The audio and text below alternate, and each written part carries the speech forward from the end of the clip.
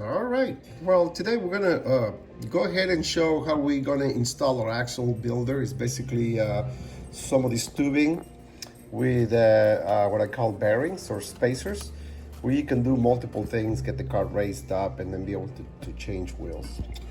So the kit basically comes with this tubing and these bearings, and this is how I usually do it. We chose this nice Chevelle convertible. I already opened it up. There's different techniques for that, but basically open one of these up, get the wheels out. Basically do not discard of these axles because we're going to use these axles. Axles do not come with axle builder. Use the tubing and the bearings. So basically we're going to take this axle, we're going to cut it right in half. Right in half right there. And then you want to probably cover it because when you cut it, the axle will jump. So you can discard the wheels, keep them, whatever you want to do, but we're definitely going to keep our axles. Okay? So we're going to need that one. We're going to need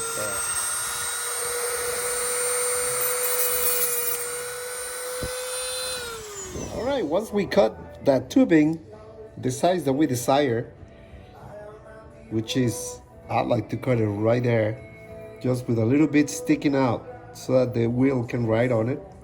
I can always make it wider using the small bearings that we provide here. So once that's done, I would recommend sizing everything up before gluing it. Got the wheel, got the axle that we preserved from the old wheels. Get the other tire. Same thing with this wheel and tire. We'll put that axle there, the one that we cut originally from the original.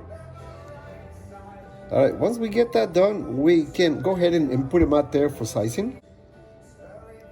Or you want, you can use the spacers.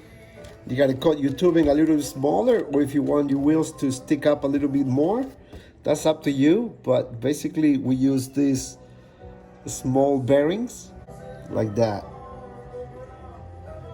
See the little bearing in there?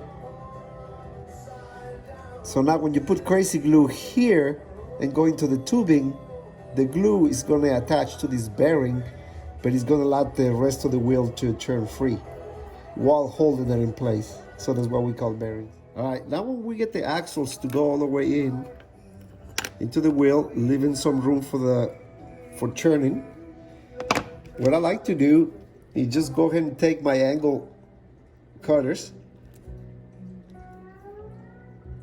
and grab it right there, just a little bit, and pinch it, not too hard that you will break it, but just enough to score, and that will allow the wheel to stay there for a little bit. Now if you pry it on it, you will be able to get it out. It will still roll. You know, you have to do it very nice and soft. It's time to put it in the chassis.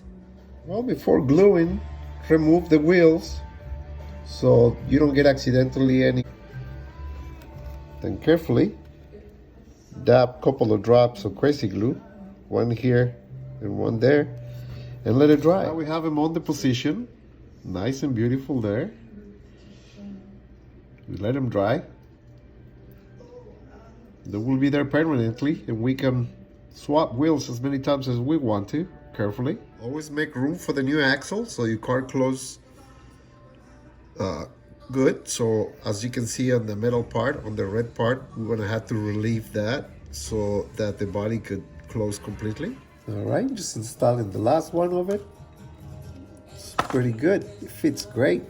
Actually presses it, they're real nice. I put a bearing in there, as you can tell. That'll give me a little more of a stance on the car, get those wheels out a little more.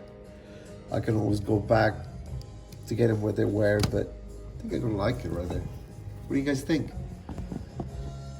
We can pull those back out again and try a different set, and it rolled good.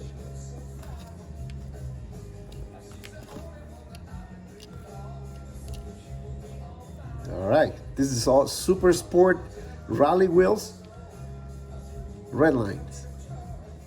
We got 4 available, 4 sets.